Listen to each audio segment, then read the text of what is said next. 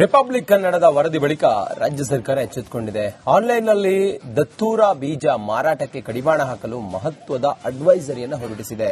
E commerce ವೇದಿಕೆಗಳ ಆಹಾರ ಪರವಾನಗಿ ಅಮಾನತಿಗೆ ಆದೇಶಿಸಿದೆ.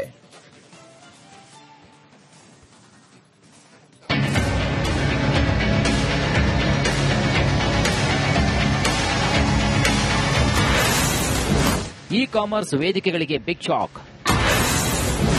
ರಾಜ್ಯದಲ್ಲಿ ವಿಷದ ದತ್ತೂರಿ ಪೂರೈಕೆಗೆ ಬ್ರೇಕ್.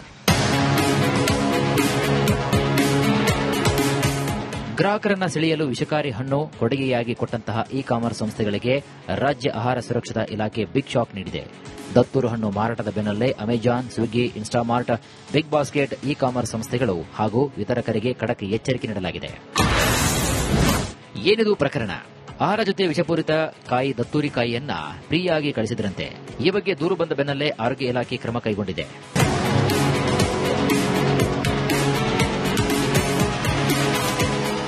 ಇನ್ನು ಈ ಪ್ರಕರಣದ ಬಗ್ಗೆ ಬೆಂಗಳೂರಿನ ಚಾಯ್ ರೆಡ್ಡಿ ಅನ್ನೋ ಮಹಿಳೆ ಸೋಷಿಯಲ್ ಮೀಡಿಯಾದಲ್ಲಿ ಮಾಹಿತಿ ಹಂಚಿಕೊಂಡಿದ್ದಾರೆ.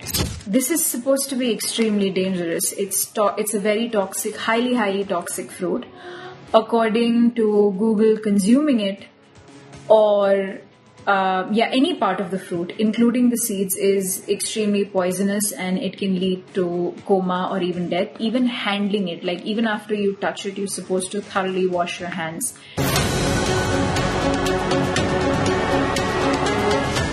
ದತ್ತೂರಿಕಾಯಿ ಸೇವನೆ ತುಂಬಾ ಅಪಾಯಕಾರಿ. ದತ್ತೂರಿಕಾಯಿ ಭಾರಿ ವಿಷಪೂರಿತ. ಇದನ್ನು ಸೇವಿಸಿದರೆ ಆರೋಗ್ಯದಲ್ಲಿ ಭಾರಿ ಏರುಪೇರಾಗುತ್ತೆ. ಇದನ್ನ ಮುಟ್ಟಿದರೆ ಕೂಡ ಕೈ ತೊಳೆದುಕೊಳ್ಳಬೇಕು. ಇನ್ನು ರಿಪಬ್ಲಿಕ್ ಕನ್ನಡ ವರದಿ ಬೆನ್ನಲ್ಲೇ ಅಧಿಕಾರಿಗಳು ಎಚ್ಚೆತ್ತುಕೊಂಡಿದ್ದಾರೆ. ಆನ್ಲೈನ್ನಲ್ಲಿ ದತ್ತೂರಿ ಬೀಜಕಾಯಿಗಳ ಮಾರಾಟಕ್ಕೆ ಕಡಿವಾಣ ಹಾಕಲು ಮಹತ್ವದ ಅಡ್ವೈಸರಿ ಕೂಡ ಹೊರಡಿಸಿದ್ದಾರೆ. ನಿಯಮ ಮೀರಿದ್ರೆ ಲೈಸೆನ್ಸ್ ಅಮಾನತು. ರಾಜ್ಯದಲ್ಲಿ ವಿಷದ ದತ್ತೂರಿ ಪೂರೈಕೆ ಬ್ರೇಕ್ ಹಾಕಲಾಗಿದೆ. ದತ್ತೂರಿ ಪೂರೈಕೆ ಕಂಪನಿಗಳ ಲೈಸೆನ್ಸ್ ರದ್ದು ಮಾಡಲಾಗಿದೆ. ಡೆಲಿವರಿ ಆಪ್ಗಳಿಗೆ ಸರ್ಕಾರದಿಂದ ನೋಟಿಸ್ ನೀಡಲಾಗಿದೆ. ಸರಬರಾಜುದಾರರ ನೋಂದಣಿ ಪರವಾನಗಿ ಅಮಾನತು ಮಾಡಲಾಗಿದೆ. ಜೊತೆಗೆ ಅಮೆಜಾನ್, ಸ್ವಿಗ್ಗಿ, ಬಿಗ್ ಬಾಸ್ಕೆಟ್ ವಿರುದ್ಧ ಕ್ರಮಕ್ಕೆ ಸೂಚಿಸಿ ಆಹಾರ ಪರವಾನಗಿ ಅಮಾನತಿಗೆ ಸರ್ಕಾರ ಆದೇಶವನ್ನು ಹೊರಡಿಸಿದೆ. ರಾಜ್ಯ ಆಹಾರ ಸುರಕ್ಷತಾ ಇಲಾಖೆಯಿಂದ ಆದೇಶ ಹೊರಡಿಸಲಾಗಿದ್ದು, ರಾಜ್ಯ, ಕೇಂದ್ರ ಆಹಾರ ಸುರಕ್ಷತಾ ಅಧಿಕಾರಿಗಳಿಗೆ ಈ ಬಗ್ಗೆ ಸೂಚನೆ ನೀಡಲಾಗಿದೆ. ಈ ಬಗ್ಗೆ ಕೇಂದ್ರದ ಅಂಕಿತ ಅಧಿಕಾರಿಗೆ ರಾಜ್ಯ ಎಫ್ಡಿಎ ಆದೇಶವನ್ನು ಹೊರಡಿಸಿದೆ. ಇನ್ನು ಈ ವಿಚಾರದ ಬಗ್ಗೆ ರಿಪಬ್ಲಿಕ್ ಕನ್ನಡಕ್ಕೆ ಆರೋಗ್ಯ ಸಚಿವ ಯುಟಿ ಖಾದರ್ ಪ್ರತಿಕ್ರಿಯೆ ನೀಡಿದ್ದಾರೆ. ಈಗ ಒಂದಕ್ಕೆ ತಪ್ಪಂದ್ರೆ ಎಲ್ಲ ಕೂಡ ತಪ್ಪೇ ಅಲ್ವಾ?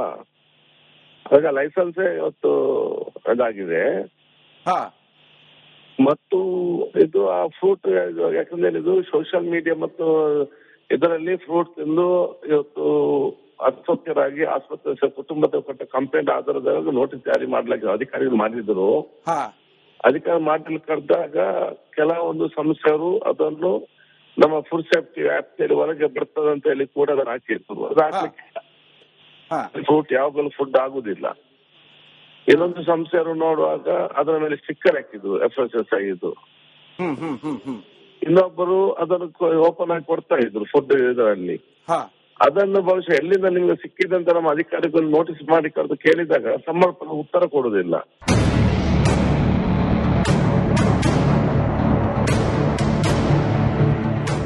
ರಿಪಬ್ಲಿಕ್ ಕನ್ನಡ ವರದಿ ಬಳಿಕ ಸರ್ಕಾರದ ಈ ದಿಟ್ಟ ಕ್ರಮಕ್ಕೆ ಮುಂದಾಗಿದೆ.